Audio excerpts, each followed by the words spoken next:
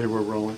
All right, this is an interview at the New York State Military Museum, Saratoga Springs, New York. It is the 17th of June, 2005, approximately 2:30 p.m.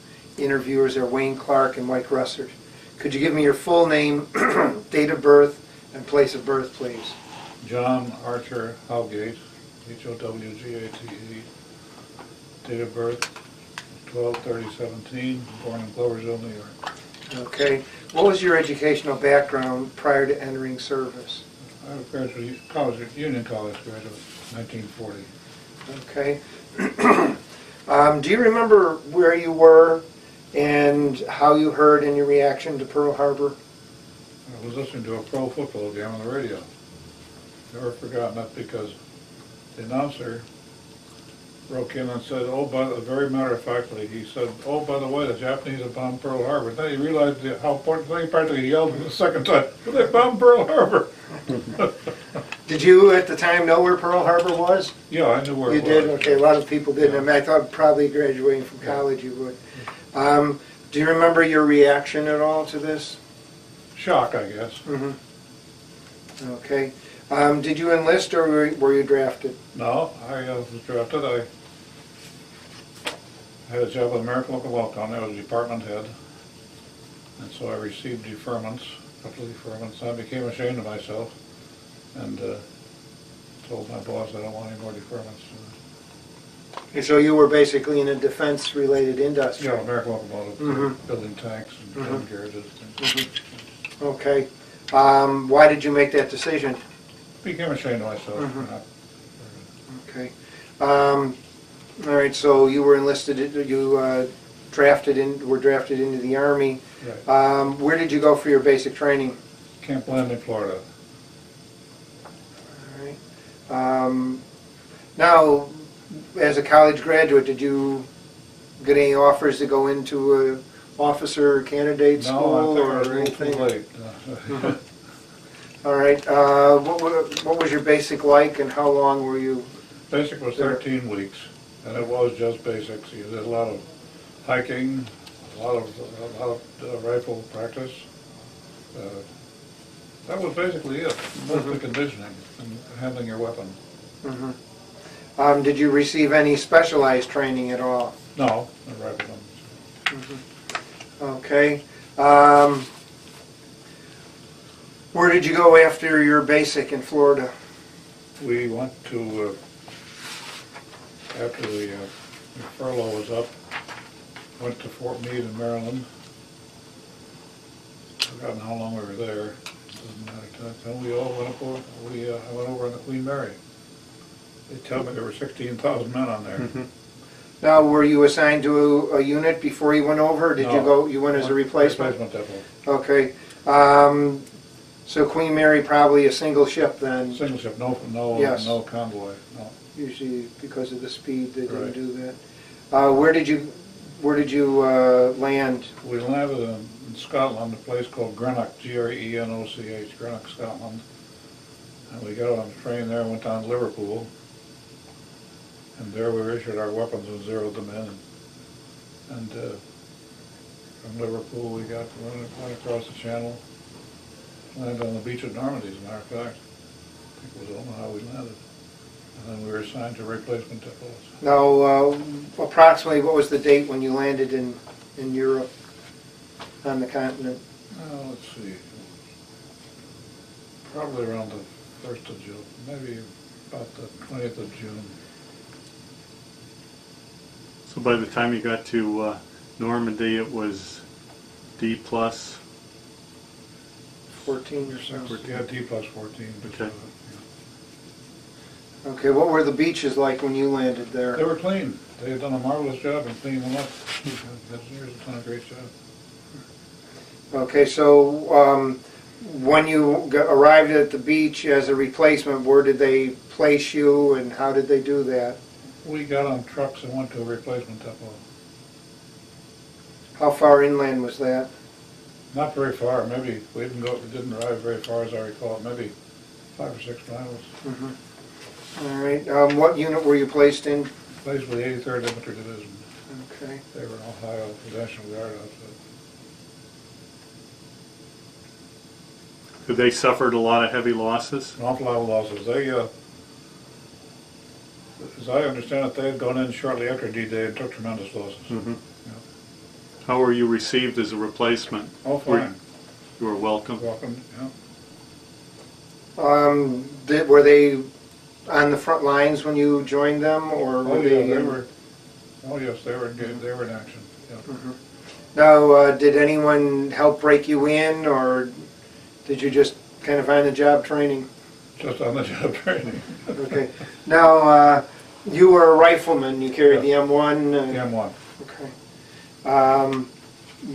How would you, going into combat and then your experience, how would you grade your training that you had back in the States? As you look back, the training was pretty good. You were in great physical shape, and you were very familiar with your weapon, and some other weapons to boot, like we did have some mortar training and things like that, so you could fill in. And also on the Browning, the BAR. No, I'd say the training was pretty good. How about your uniform and your personal equipment and so on? Well, we wore the stand, we had those leggings on, and equipment was fine. As a matter of fact, we were told to throw almost everything away when we went into combat. Throw away the gas mask, throw away the bayonet, cut the shovel. Okay. When and what was your first experience under combat like? I was kind of funny in a way. I joined B Company, forgotten it, doesn't matter. First day of combat, we're in the hedgerows. Sergeant looked at me and said, "You're #1 scout today." I looked at him, "What do you mean? You get the basic training said #1 scouts are experienced, trained men." I heard those deathless words the first time. What do you want to do, live forever? So that was. So what were your feelings going out as a scout? Scared, scared. But then we realized that the Germans knew our system. They didn't shoot at the scouts, the 1 and 2 scouts. They shot at the sergeant and lieutenant who followed us. They did any shooting. They didn't. What was it like fighting in the hedgerow countries? That was vicious. It was great if you were defending. It was wonderful. But you know, those hedgerows were maybe 6 to 8 feet high. When you climbed over one, you were a target. That was tough. That was really tough. Okay, how long were you in combat? We were in hedgerow country about 3 weeks.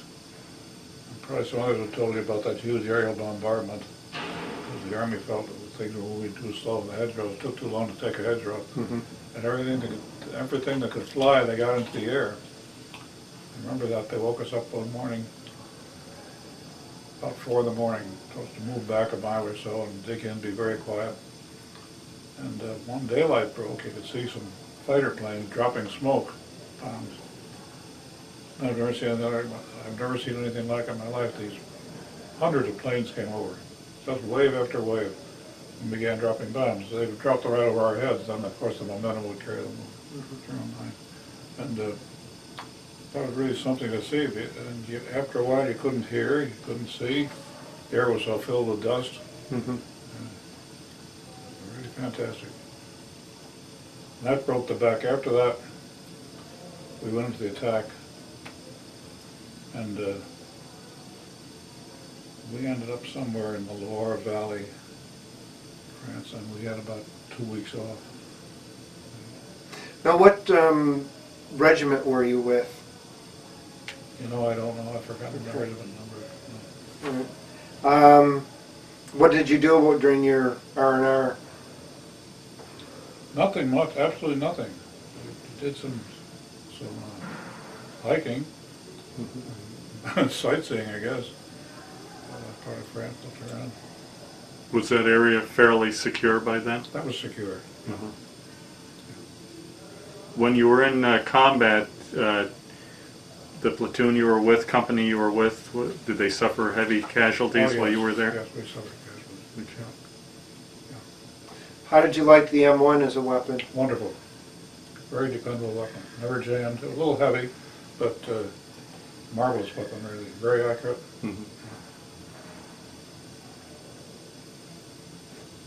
Okay, after your R&R, where did you go? We headed for Luxemburg. Did a lot of fighting in Luxemburg and Belgium, and then into Germany. Now, where were you during the Bulge? Were you I was in involved? Germany. We had progressed as far as the Hurtegen Forest, which is part of the Black Forest, and there I was knocked out of action. My squad and I were holding what was left of a house, a foundation between the lines, and of course the Germans knew we were there, and they brought up a tank, shelled us, and caused me certain back injuries, and I was sent back to the States for surgery. Mhm. First to Hamburg, and then to Nancy in France. There we waited. When the war ended, they sent us back. How long did it take you to recover from that? Had marvelous care. I was sent me to a hospital up near Boston, Naval General Hospital, which used to be Camp Devens, Fort Devens, and that's gone now. No, I recovered. In a month I was fine. Okay. What was it like in the Hurtegen Forest? That was horrible because, the tough part was the shell fire, these tree bursts. You couldn't hide. You couldn't hide from it. You couldn't dig in and be safe, or certainly we weren't safe under a tree. And when they shelled you, the shells would burst over your head, and that was tough. Mm-hmm. Was it very confusing there also? You Not, think? not so much confusing. We knew where the enemy was, and they knew where we were. No, that wasn't that bad. But the weather was terrible. You'd wake up in the morning in your hole, and you were half water, half submerged in water. Yeah. Mhm. How about your equipment? Did you have any gear for that Yeah, we had, type of we had those weather? rubber overshoes and had a shelter half. I didn't carry much because it just weighed you down. And I'd roll up in the shelter half and dig a hole, and that would be it. Did you have sea rations that you survived on? Not C rations, we had the K rations. K They were rations. in a Cracker Jack box, something like a Cracker Jack box. They weren't bad. They were very good. Okay, so you think you were treated pretty well in the medical, in the hospitals where you couldn't were? have better care. Mhm. Funny story, one of the surgeons was named Yamazaki. He was a third or fourth generation Japanese. Family lived in White Plains, New York. He told about being in an aid station at the time of the Bulge. The Germans overran the aid station and captured him. They told him that unless he went back and worked in one of their hospitals, one of their aid stations, they sent him back to Japan. He said, I was terrified. I'd never been to Japan in my life.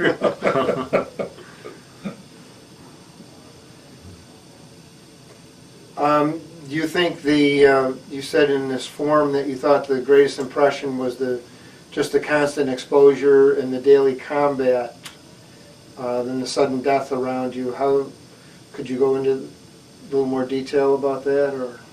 If you want? Oh yeah, it was always a toss-up whether you would live out the day. I remember one fellow, he and I dug a hole, he didn't know him very well. He and I dug a hole together the night before we dug in. Went to the attack the next morning, he was promptly killed by a sniper. And then you wondered why it was him and not you, why the sniper took aim at him and not you, you know. Yeah. I'll give the sniper credit, he had courage, because we all stopped dead and fired at the tree. We knew he was in, and he was dropped out of the tree. But, Now, when were you discharged? Christmas Eve, 1944. From the hospital? No, I Or- recovered from that. By then, we were sent to Fort Dix, New Jersey, and discharged from there. Okay. After you left the service, did you ever make use of the GI Bill? No, I went back to my job. Mhm.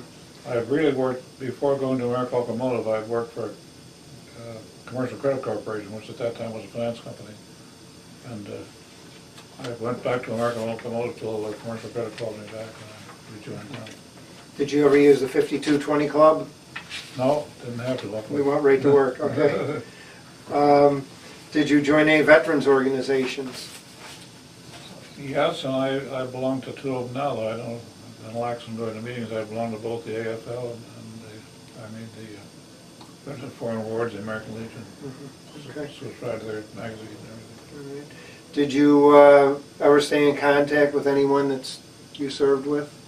Yeah, a friend of mine out in Chicago, his name was Fenski, F-E-N-S-K-I, and I was always wondering how the Army does things. Ernie Fenski was a German, as you can guess by the name, German family, and his family went back to Germany in the summer.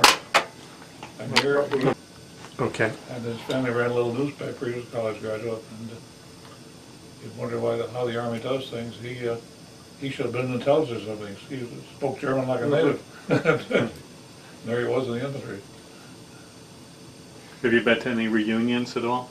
No, never had. Okay. How do you think your time in the service changed or had an effect on your life?